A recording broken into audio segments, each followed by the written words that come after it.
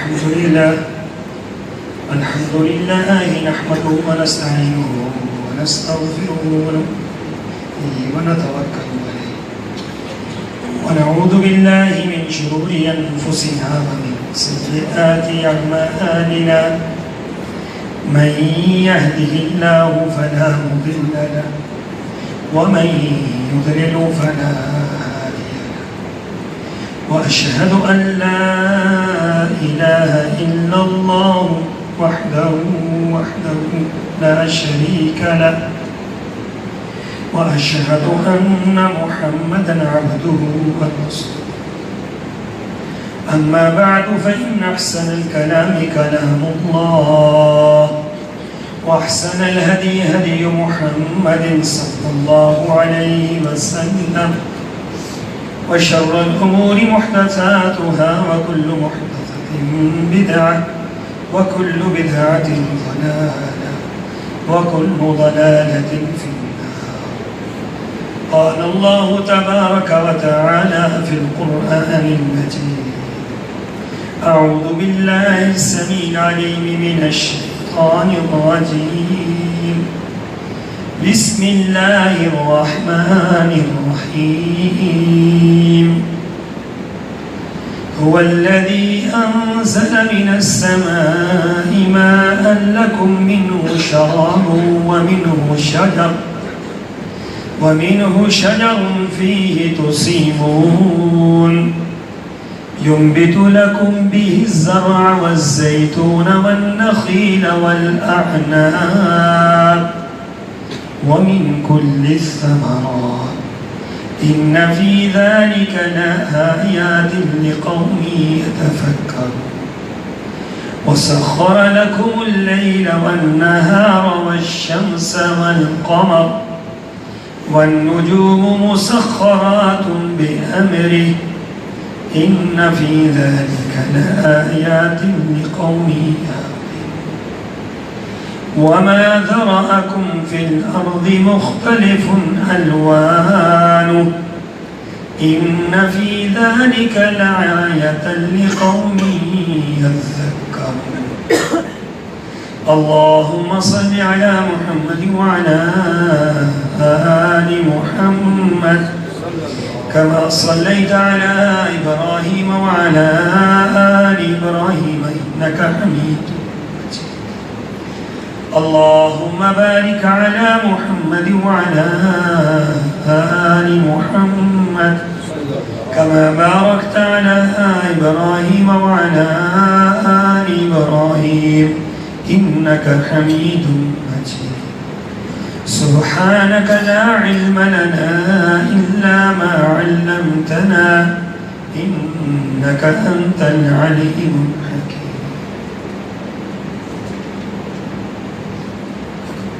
اور وہی تو ہے کہ جس نے تمہارے لیے آسمان سے پانی برسایا، اس پانی کو تم پیتے بھی ہو اور اس سے نباتات اگتی ہے جو تم مویشیوں کو چراتے ہو، اور اس پانی سے تمہارے لیے کھیتی، زیتون، کھجور، انگور اور ہر طرح کے پھل اللہ پیدا کرتا ہے۔ غور و فکر کرنے والوں کے لیے اس میں بڑی نشانیاں ہیں۔ اس نے تمہارے لیے رات اور دن کو پیدا کیا، اور سورج اور چاند کو اس نے مسخر کر رکھا ہے، اور تمہارے ستارے اسی کے حکم کے پابند ہیں۔ بے شک اس میں سوچنے والوں کے لیے کئی نشانیاں ہیں۔ اور اس نے تمہارے لیے زمین میں رنگ برنگ کی کئی چیزیں پیدا کی ہیں۔ اس میں بھی ان لوگوں کے لیے نشانی ہے جو سبق حاصل کرتے ہیں۔ آیت نمبر 10 تا 13 سورہ النحل۔ سامعین محترم،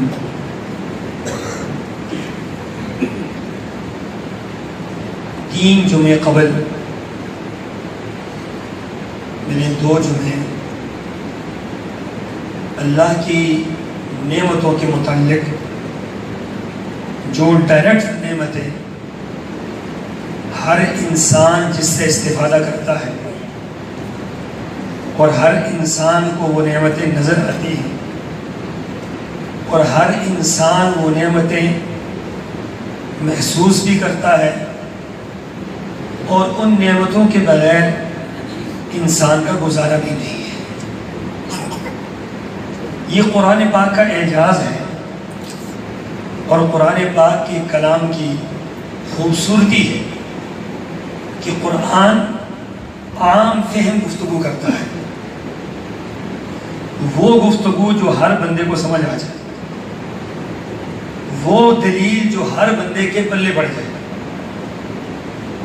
وہ بات جو ہر بندہ احسن انداز سے اس کو اپنی زندگی کے اندر محسوس کر سکے۔ اللہ تعالیٰ زمین کے اندر کی مثالیں بھی دے سکتا ہے لیکن وہ ہمیں سمجھ ہی نہ آتی۔ اللہ آسمان کے اوپر کی مثالیں بھی دے سکتا ہے، وہ بھی ہمیں سمجھ نہ آتی۔ اللہ سمندر کی گہرائیوں کی مثالیں بھی دے سکتا ہے، وہ بھی ہماری پہنچ سے دور تھی۔ تو اللہ نے جو مثالیں دی ہیں نعمتوں کی، وہ جو ہمیں نظر آتی ہے، ہر وقت نظر آتی ہے اور ہر وقت ہر شخص اس سے استفادہ کرتا ہے۔ اس لیے فرمایا کہ ان نعمتوں کو دیکھو اور ان نعمتوں کا شکر ادا کرو اور ان نعمتوں کے متعلق یہ نظریہ بنا لو کہ اللہ کے سوا کوئی اور نہیں دے سکتا ہے۔ اصل معاملہ تو عقیدے کا ہے کہ آپ کا عقیدہ پختہ ہو اللہ کے متعلق، نظریہ اللہ کے متعلق پختہ ہو، آپ کی سوچ اور فکر اتنی پختہ ہو کہ ساری کائنات کے لوگ دلیلیں دیتے رہیں اور آپ کو اس سے کاٹتے رہیں تو آپ کسی صورت میں اس سے کٹنے نہ پائیں۔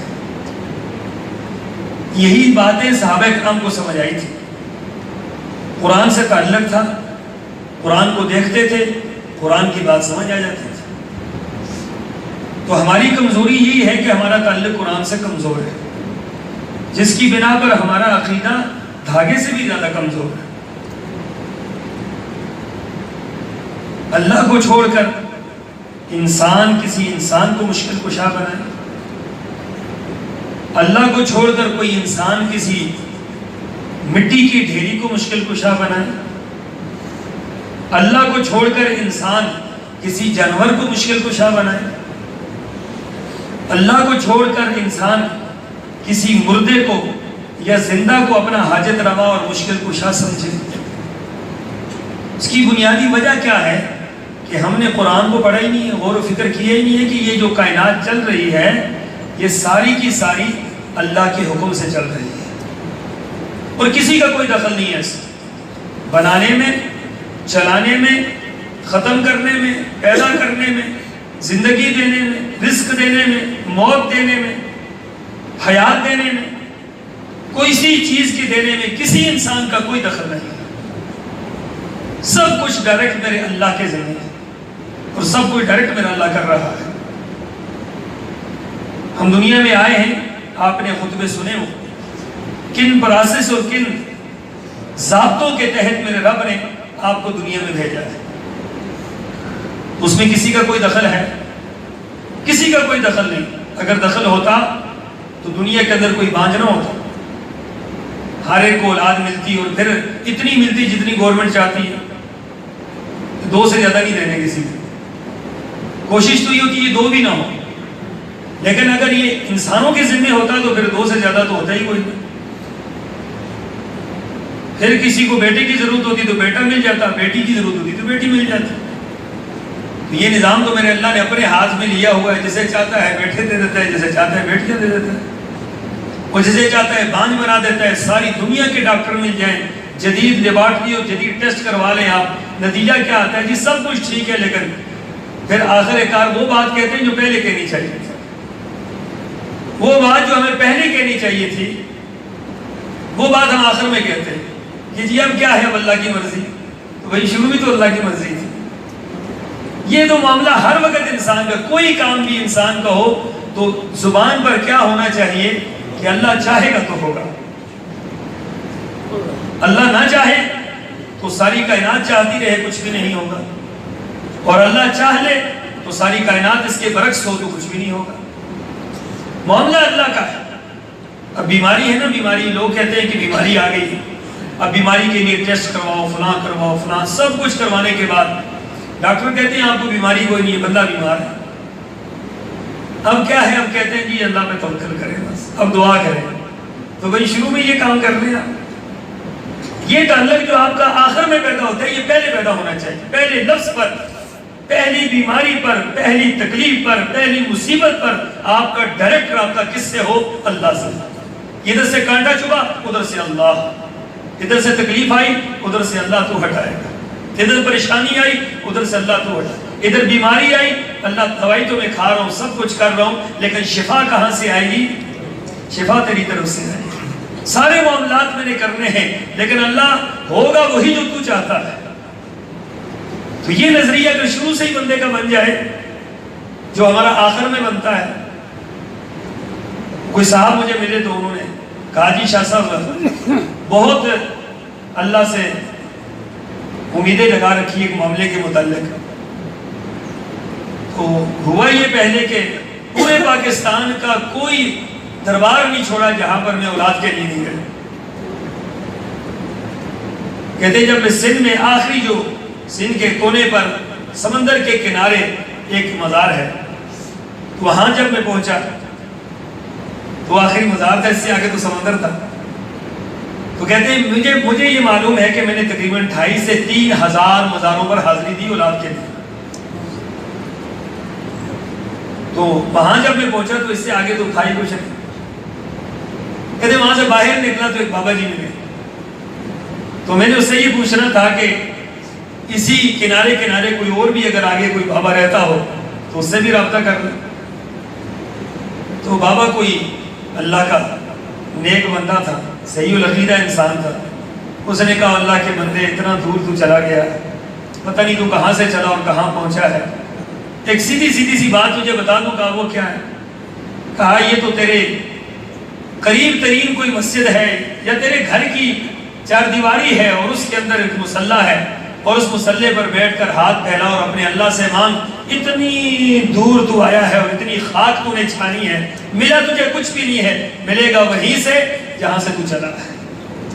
لوٹ جا وہاں پر اور اپنے گھر کے اندر بیٹھ اور اللہ سے مانگ، تعلق اللہ سے قائم کر، تجھے کچھ بھی نہیں ملا۔ نہ کہتے کچھ نہیں ملا، تو کہتے واپس چلا جائے۔ واپس آ گیا اور مایوس ہو کر واپس آیا کہ جب سب کو دیکھ لیا اور پھر بھی کچھ میسر نہیں آیا، اور ہر در کی جو ہے وہ کھان چھان لی لیکن پھر بھی کچھ نہیں ملا، تو اب کیا ہے؟ اب کہتے ہیں اللہ تو دے گا۔ تو یہی جملہ اگر پہلے کہہ دیتا، یہی جملہ پہلے کہہ دیتا اتنی مصیبت کرنے کے بعد اور اتنی پریشانیاں جھیل لینے کے بعد اور اس قدر اللہ کو ناراض کر لینے کے بعد، لیکن اللہ کا معاملہ بھی بڑا عجیب ہے میرے رب کا۔ میرا رب مہربان اتنا ہے کہ جب بندہ پوری زندگی بھی گناہ کر کے اور پوری زندگی بھی اگر گناہوں میں لچڑ کے اور پوری زندگی رب کی مخالفت کر کے جب واپس لوٹ آتا ہے تو میرا رب اتنا مہربان ہے، وہ کہتا ہے اب بھی میری توبہ کے دروازے، اب بھی آ جاؤ، ابھی بھی کوئی تو مایوسی تو نہیں ہے۔ وہاں سے مایوس ہوئی، یہاں سے تو کوئی مایوسی نہیں۔ تو پھر میں نے اس سے پوچھا، میں نے کہا پھر کیا ہوا؟ کہتے ہیں اللہ تعالیٰ نے مجھے جوڑواں جو ہے وہ 3 مرتبہ بچے عطا کیے۔ 2 بچے ہوتے رہے اور اللہ نے جوڑواں بچے دیے۔ تو میں نے کہا وہ کس سے مانگے؟ کہتے ہیں بس اب عقیدہ بن کے دینے والا اللہ ہی۔ تو یہی عقیدہ تو پہلے ہونا چاہیے، دینے والا اللہ ہی۔ اب جس اللہ نے 2 دے دیے، کبھی تو پوری کر لی میرے رب نے۔ تو بنیاد یہ ہے کہ ہمارا تعلق اللہ سے کٹ جاتا ہے، اور اس سے جب تعلق کٹتا ہے تو پھر تعلق کہتی یہاں سے خیر نہیں ملے گی تو کہاں سے ملے گی؟ جب اللہ کے دربار سے، اللہ کے در سے جب ہم مایوس ہو گئے تو پھر کہاں سے ہمیں خیر ملے گی؟ کہاں جاؤ گے؟ کون سا دروازہ کھٹکھٹاؤ گے؟ کون سی چوکھٹ پر جھکو گے؟ سارے کے سارے معاملات میرے اللہ نے کرنے ہیں۔ تو فرمایا کہ وَهُوَ الَّذِي أَنزَلَ مِنَ السَّمَاءِ مَاءً لَكُمْ، وہی ذات کے جس نے تمہارے لیے آسمانوں سے پانی اتارا۔ منہ شراب، یہ پانی تم پیتے بھی ہو، ومنہ شجر فیہ تسیمون، اور فرمایا اسی پانی سے تمہارے لیے مختلف قسم کی نباتات اگتی ہیں، اور اسی نباتات کو تم اپنے مویشیوں کو چراتے ہو۔ تو ایک نعمت کا اللہ نے ذکر کیا، اور نعمت کیا ہے؟ پانی۔ پانی بہت بڑی اللہ کی نعمت ہے۔ قرآن پاک میں اللہ نے فرمایا وَجَعَلْنَا مِنَ الْمَاءِ كُلَّ شَيْءٍ حَيٍّ، ساری کائنات، اس کائنات کی زندگی کی ابتدا بھی پانی سے ہے اور انتہا بھی پانی سے ہے۔ انسان کی پیدائش کس سے ہے؟ پانی سے۔ یہ جو جڑی بوٹیاں پیدا ہوتی ہیں، اس کی پیدائش کس سے ہے؟ پانی سے۔ درخت اور شجر و حجر اور پھول اور ان کی خوبصورتی اور پھل، یہ باغات، یہ ساری لہلہاتی کھیتیاں، اس کی بنا کس سے ہے؟ جہاں پانی نہیں ہے وہاں کچھ بھی نہیں، جہاں پانی نہیں ہے وہاں لب و دق صحرا ہے۔ تو ایک پانی اتنی بڑی نعمت ہے جو اللہ نے آپ کو دی ہوئی، اور واقعات والوں پر تو یہ نعمت بہت بڑی ہے۔ آپ فریج نہ بھی خریدیں، ڈائریکٹ ٹھنڈا پانی ایسے آ رہا ہوتا ہے، سبحان اللہ، کہ اس پانی کا ایک گلاس کی قیمت اللہ کی قسم ہے ہم پوری زندگی سجدے میں گرے رہے نہیں ادا کر سکتے۔ میں بلوچستان کے علاقے میں گیا تو وہاں پر انہوں نے، میں نے کہا وضو کرنا ہے اور پانی بھی پینا ہے۔ انہوں نے کہا شاہ صاحب وہ لوگ جب بھی بات کرتے ہیں تو اس طرح ہاتھ جوڑ کر بات کرتے ہیں کہ بڑے معذرت خواہ ہیں سید صاحب کے یہاں پانی جو ہم پیتے ہیں جوڑ کا پانی پیتے ہیں۔ تو جب یہاں لے کر گئے تو وہ جوڑ بنا ہوا تھا، اور وہیں پر اس سائڈ پر 2-3 جانور پانی پی رہے تھے، اور اس ٹائم پر اس سائڈ پر جو ہے وہ انسان پانی پی رہے تھے۔ تو میں نے اس سے پھر پوچھا، میں نے کہا پانی کدھر ہے؟ تو کہتے ہیں شاہ صاحب پانی تو یہی۔ تو میں نے وضو تو بالاقرار اس سے کر لیا، تو بعد میں نے کہا کہ پینے کا، کہتے ہیں حضرت پینے کا پانی بھی یہی۔ آپ اندازہ لگا لیں یہ ہمارا ہی ملک ہے، ہمارے ہی لوگ ہیں۔ تھوڑی سی جگہ پر ذرا دیکھ لیں کہ اللہ کی نعمتیں ہمارے اوپر کتنی ہیں، اور ان پر یہ نعمت تنگ ہے تو وہاں کیا حالات ہیں۔ مجھے انہوں نے بتایا کہ یہاں ہماری ڈیوٹی ہے، اور صدیوں سے یہ ڈیوٹی ہے کہ صبح ایک بندہ گھر کا اٹھتا ہے اور وہ اونٹ کو تیار کرتا ہے، تیار کر کے اس کے اوپر پانی کے وہ برتن رکھتا ہے اور پھر چل دیتا ہے۔ شام کو واپسی ہوتی ہے، صرف پانی کے 3 گیلن لے کر آتا ہے۔ پوری زندگی ایک بندے کی یہ ڈیوٹی ہے، صبح اٹھے گا اور پانی کی 3 گیلنوں کے لیے وہ روانہ ہوگا، اور شام کو پانی 3 گیلن واپس لے کر آئے۔ تو اللہ کے بندوں، آپ کی تو ٹوٹیاں کھلی رہتی ہیں۔ آپ پانی جب بہاتے ہیں تو پھر کوئی انتہائی نہیں رہتی، اور اتنا صاف اور شفاف اور پیارا پانی، سبحان اللہ، پانی کی ایک قطرے کی قیمت کوئی ادا نہیں کر سکتا۔ اس کے ساتھ اللہ نے ہماری زندگی کو وابستہ کیا ہے۔ وَجَعَلْنَا مِنَ الْمَاءِ كُلَّ شَيْءٍ حَيٍّ، ہر چیز کی زندگی اللہ نے پانی کے ساتھ رکھی۔ یہ اللہ کی نعمت، اس نعمت کا کون شکر ادا کرے گا؟ ہارون الرشید ایک بادشاہ گزرا ہے، اسے کسی سے اس نے پوچھا کہ میری سلطنت کی قیمت کیا ہے؟ تو اس نے کہا کہ آپ کی سلطنت کی قیمت پانی کا 1 گلاس ہے۔ ان کا وہ کیسے؟ انہوں نے کہا کہ وہ ایسے کہ پانی بند کر دیا جائے اور آپ کو پانی نہ دیا جائے، اور جب یہ حلق خشک ہو اور بندہ مرنے پہ آ جائے تو پھر ساری کائنات لٹا کر بھی 1 گلاس پانی کا وہ لے گا اور اس کو قیمتی سمجھے گا۔ حقیقت میں ایسا ہی ہے کہ اللہ کی اتنی بڑی نعمت ہے، اور اس نعمت کا ہم استفادہ کرتے ہیں، لیکن اس کا شکر ادا نہیں۔ کتنا پانی پی جاتے ہیں، اسی کا شکر ادا کر سکتا ہے کوئی بندہ؟ رسول اللہ صلی اللہ علیہ وسلم 3 دن کے بھوکے گھر سے باہر نکلے، دیکھا تو بکر صدیق بھی گھر سے باہر ہے، اور یہ دوپہر کا وقت ہے۔ دوپہر کے وقت عربوں کے ہاں گھر سے باہر نکلنا مایوس سمجھا جاتا ہے، کیونکہ سارے سوتے تھے، گرمی کا وقت تھا اور قیلولہ کرتے تھے لوگ۔ تو دیکھا بکر صدیق بھی گھر سے باہر، اور تھوڑا آگے گئے تو حضرت عمر فاروق کا گھر تھا، وہ بھی گھر سے باہر۔ تو ایک دوسرے سے سوال کرتے ہیں آپ کیوں گھر سے باہر آئے؟ تو رسول اللہ صلی اللہ علیہ وسلم نے فرمایا کہ مجھے تو بھوک نے گھر سے باہر نکال دیا۔ تو کہا اللہ کے رسول ہمارے ماں باپ قربان جائیں، ہمیں بھی اسی چیز نے نکالا ہے جس کو آپ نے نکالا ہے۔ آپ پھر ایک صحابی کے باغ میں چلے گئے، اس صحابی نے دیکھا تو ابو ایوب انصاری فوری طور پر اٹھے اور کہا اللہ کے رسول صلی اللہ علیہ وسلم کو قربان جائے، آپ تشریف لائے ہیں۔ تو اپنے باغ کے اندر گئے اور وہاں سے انگور اتار کر لائے۔ اور گھر میں بیوی کو کہا کہ آپ ایک بکری ذبح کریں اور اس کو رسول اللہ صلی اللہ علیہ وسلم کے لیے تیار کریں۔ اب یہ 3 دن کے بھوکے ہیں تینوں حضرات، کائنات کے سب سے عظیم ترین ہستیاں 3 دن سے بھوکی۔ اب رسول اللہ صلی اللہ علیہ وسلم نے پہلے تو انگور کھائے، پھر اس کے بعد آپ کے سامنے بکری پیش کی گئی تو آپ نے دستی جو ہے اس کی اتاری اور اپنے مبارک منہ سے اس کو دانتوں سے چبا کر کھایا۔ آپ دستی کو پسند فرماتے تھے تو آپ نے دستی کھائی، اور پھر آپ نے پانی پیا، اور پانی پی کر حضرت عمر سے مخاطب ہوئے، عمر ان نعمتوں کا اگر اللہ ہم سے پوچھ لے تو کل انہی نعمتوں کا حساب ہم نہیں دے سکتے۔ 3 دن کے بھوکے، اور نعمتیں کیا تھی؟ پانی، انگور اور بکری کی دستی۔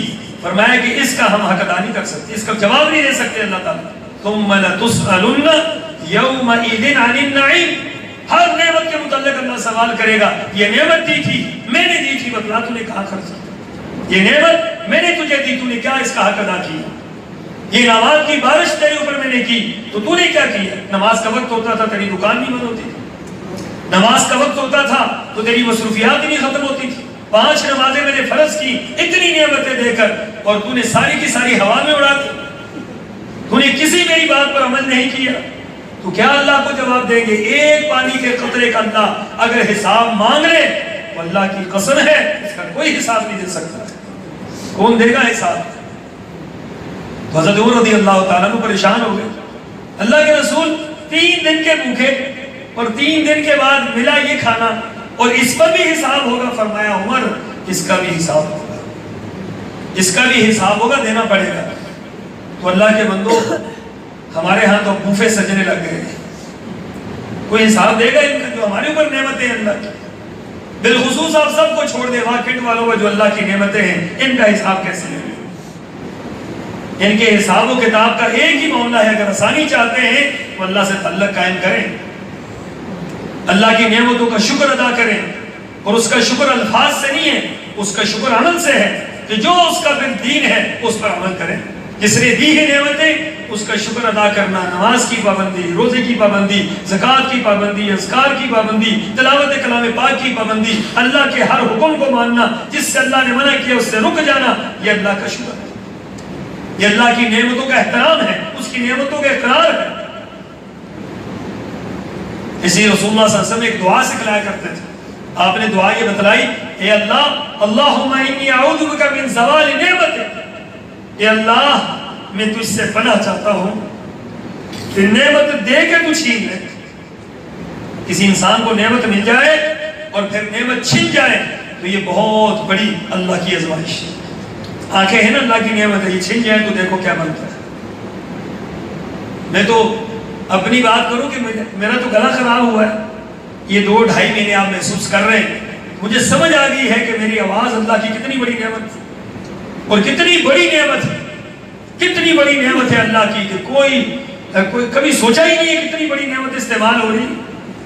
2.5 گھنٹے کی میں تقریریں کرتا تھا، اور جو شعلہ بیانی ہوتی تھی ہم سے کرتے تھے، لیکن کبھی محسوس بھی نہیں کیا کہ گلا بھی کبھی خراب ہوگا، اور آج تھوڑا سا دباؤ ڈال دیں تو گلا خراب ہو جاتا۔ کتنی اللہ کی نعمت ہے، ہم غیر محسوس انداز سے استعمال کرتے ہیں اور ہمیں محسوس تک نہیں ہوتی۔ اس لیے محدثین یہ بات کہتے ہیں کہ اللہ کی نعمتوں کا شکر ہر نعمت پر کرنا چاہیے۔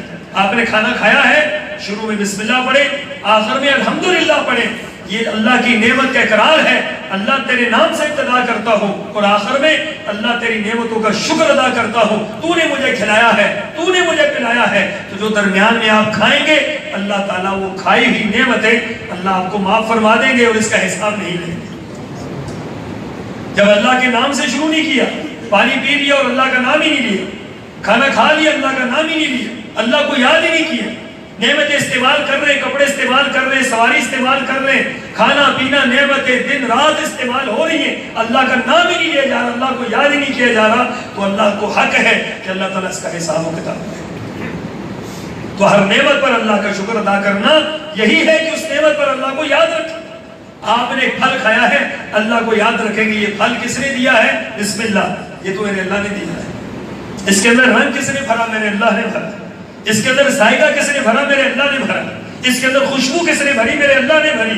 یہ نعمت کہاں سے چل کر کتنے کسانوں سے اور کتنے پروسیس سے اور کس قدر مصیبتوں سے نکل کر. آپ نے کبھی آم دیکھا ہے کہاں سے چلتا ہے؟ وہ ملتان سے آم چلتے ہیں اور کہاں سے وہ پیکنگ میں آتے ہیں آپ کے لیے, اور یہاں آپ کے گھر جب آ کر پہنچتے ہیں آپ کاٹتے ہیں تو اس کی لذت آپ کو روح تک محسوس ہوتی ہے. تو کبھی سوچا ہے کہ یہ بھیجا کس نے؟ یہ کہاں سے جب یہ بنا تھا, جب اس کی پیدائش ہی نہیں ہوئی تھی تو اللہ نے لکھ دیا تھا کہ یہ میرا بندہ واہ کینٹ والا فلاں بندہ یہ اس کے منہ میں جائے گا. اور کبھی کبھار آپ بالکل تیار کر کے بیٹھے ہوتے ہیں تو میرے جیسا کوئی فقیر آ جاتا ہے تو وہ سارے کا سارا ادھر نکل جاتا ہے. تو وجہ کیا ہے کہ اللہ تعالیٰ نے میرا وہاں لکھ دیا تھا کہ لے گا تو, پکائے گا تو, رکھے گا تو, کاٹے گا تو, کھائے گا تیکو رمان شاک. ویسے ہوتا ہے یا نہیں ہوتا؟ یہ میرے رب کا نظام ہے, میرے رب کی قدرتیں ہیں. میرے رب نے یہ سارا کچھ بنایا ہوا ہے, یہ بکھیرا ہوا ہے. میرا رزق آپ کے کھاتے میں ڈال دیا, آپ کا میرے کھاتے میں ڈال دیا, اس کو اس کے کھاتے میں ڈال دیا, اس کے کھاتے میں ڈال دیا. ڈالنے والا میرا رب ہے, دینے والا میرا رب ہے, پورا کرنے والا میرا رب ہے, ختم کرنے والا میرا رب ہے. یہ ساری کی ساری نعمتیں میرے اللہ کی. تو پانی کی نعمت فرمایا کہ بہت بڑی نعمت. اور پھر پانی کی یہ قسموں کو اگر آپ دیکھیں تو بندے کو یہی سمجھ نہیں آتی. یہی پانی بخارات ہوتے ہیں جب سمندر میں گرتا ہے, وہیں سے ہوا اس کو اٹھاتی ہے. قدرت کا نظام دیکھیں میرے رب کا کہ وہاں سے ہوا کو ڈیوٹی لگی ہے کہ ہوا یہاں سے بخارات کو اٹھائے, اور ہوا اٹھا کر پھر اس کو اپنے دوش پر لاتی ہے اور لا کر اس کو پھر بہت اوپر لے کر چلی جاتی ہے جہاں وہ پانی بن جاتا ہے. تو بخارات پانی میں تبدیل ہوتے ہیں. اور پھر اگر اور اوپر چلی جائے جہاں زیادہ ٹھنڈک ہے تو پھر وہی اولوں میں اور برف میں تبدیل ہو جاتی ہے, اور پھر وہ بارش برستی ہے, وہ پھٹتے ہیں, اور وہ بخارات وہ ہوا کی دوش پھٹتا ہے. قدرت کا ایک نظام ہے کہ چھنی لگی ہوئی ہے قدرت کی, اور جہاں پر چھنی اگر رب کے عذاب کی صورت ہو تو چھنی پھٹ جاتی ہے. جیسا کہ وہ کہتے ہیں کہ ابھی وہاں لیسوا بائی پاس پر نیلم میں کہتے ہیں کہ وہ بادل پھٹ گئے. تو بادل کیوں پھٹے؟ اللہ نے پھاڑ دی. اللہ دے رہے ہیں ناراض ہو کے دے رہے ہیں, پانی برسایا, ایسا برسایا کہ سب کچھ بہا کر لے گئے. تو ایک ایک قطرہ پانی کا آتا ہے اور ایک ایک بوند گرتی ہے, اور اس بوند کے زمین پر گرتی ہے تو زمین کے اندر وہ جگہ پاتی ہے. وہاں سے وہ اندر داخل, زمین کے اندر کچھ پانی زمین کے اندر داخل ہوتا ہے جتنا زمین کو ضرورت ہوتا ہے, اور کچھ زمین کے اوپر چل پڑتا ہے. وہی قطرہ ایک چشمہ بنتا ہے, وہی قطرہ ایک ندی بنتی ہے, وہی قطرہ ایک دریا بنتا ہے, وہی قطرہ جا کر آگے سمندر بنتا ہے. قدرت کے نظام کے تحت کہاں سے کہاں پانی پہنچ ہے. یہی پانی کا قطرہ ہے, یہی برف بنتا ہے, گلیشیئر بنتے ہیں, اور گلیشیئر جب پگھلتے ہیں وہی آپ کو پانی سپلائی ہو رہی ہے. زمین کے اندر سینکڑوں پانی کی اقسام ہیں. زمین کے اندر جس طرح اوپر نہریں ہیں اندر لہریں ہیں, تو اوپر نہریں چل رہی ہیں اندر لہریں چل رہی ہیں. تو قدرت نے اوپر پانی کا ایک نظام بنایا, اتنا بڑا پانی کا نظام اندر بنایا ہوا ہے. ہم یہ بور کرتے ہیں تو پانی کہاں سے نکلتا ہے؟ اندر نہریں, اندر اللہ نے لہریں بنائی گئی, پانی چل رہا ہے نیچے سے. کہا کہ وہاں سے نہیں ملے گا, یہاں سے مل جائے, یہاں سے لے لو, اور ہم وہاں سے لے لیتے ہیں اور بے بہا لیتے ہیں. یہاں آپ کے ہری پور کے علاقے میں یہاں وہ ٹیوب ویل لگتا ہے تو پانی اوپر سے باہر آ جاتا ہے, چشمے کی صورت اختیار کر لیتے ہیں. ایک تو یہ ٹیوب ویل پانی کھینچ کے نکالا جائے, ایک یہ کہ پانی آٹومیٹک باہر آ جاتا ہے, ابل کے پانی باہر آتا ہے. تو سبحان اللہ, یہ پانی کی نعمت. اور پھر پانی کا دیکھیں رنگ کوئی نہیں, لیکن اسی پانی کے ذریعے رنگ برنگی کائنات آپ کے سامنے آتی ہے. پھول اسی سے کھلتے ہیں, پھل اسی سے بنتے ہیں, سبزیاں اسی سے بنتی ہیں. مختلف ان کے رنگ ہیں, مختلف ان کے سائز ہیں, مختلف ان کے ذائقے ہیں, مختلف ان کی تاثیرات ہیں. سبحان اللہ, ہر چیز الگ الگ ہے. ایک چیز پر آپ اگر بات کریں تو یہی مکمل نہیں ہوتی. تو یہ بنانے والا کون ہے؟ کن اصولوں کے تحت اللہ نے بخارات سے پانی اٹھایا اور پھر واپس جا کر ندی نالوں سے ہوتا ہوا فاضل پانی پھر واپس کہاں گرتا ہے؟ پھر سمندر میں گرتا ہے, اور پھر وہاں سے اٹھتا ہے, پھر واپس آ جاتا ہے. تو یہ اتنا جو پروسیس اور اتنا طویل اور اہم ترین پروسیس, کیا یہ خود بخود چل رہا ہے؟ قرآن پاک میں اللہ نے فرمایا ان فی ذلک لآیۃ لقوم یتفکرون. غور و فکر کرنے والوں کے لیے بڑی نشانیاں اس میں. غور و فکر کریں, سوچیں اس پر. پانی کا گلاس پینے سے پہلے, پھل کھانے سے پہلے, پھول کو دیکھنے سے پہلے, سبزی کو کھانے سے پہلے سوچیں کہ یہ کن کن مراحل سے گزر کر یہ ہم تک پہنچا ہے. اور پہنچانے والا کون ہے؟ بنانے والا کون ہے؟ کھلانے والا کون ہے؟ تو شکر پھر کس کا ادا کرنا ہے؟ پھر نماز کس کی پڑھنی ہے؟ پھر نماز کا ٹائم ہو جائے تو ادھر ادھر ہو جائیں گے کہ کھایا اس کا اور نماز کے لیے کہتے ہیں جی آپ پڑھیں ہم آتے ہیں، کھانا ساتھ کھایا ہے آپ نماز ادا کریں ہم آتے ہیں۔ تو اللہ کے بندو یہ جس کا کھایا ہے، اتنا کھایا ہے اور اتنا پیا ہے اور اتنی نعمتیں استعمال کی ہیں، اور جب اس نے بلا لیا ہے تو اس سے بے وفائی کر گئے، تو یہ بہت بڑی اللہ کی نعمت پانی ہے۔ پانی کا استعمال اور پانی کو استعمال کرنے سے پہلے اس نعمت کا اللہ کا شکر ادا کریں۔ اللہ تعالیٰ مجھے اور آپ کو عمل کی توفیق عطا فرمائے۔ وآخر دعوانا ان الحمد للہ رب العالمین۔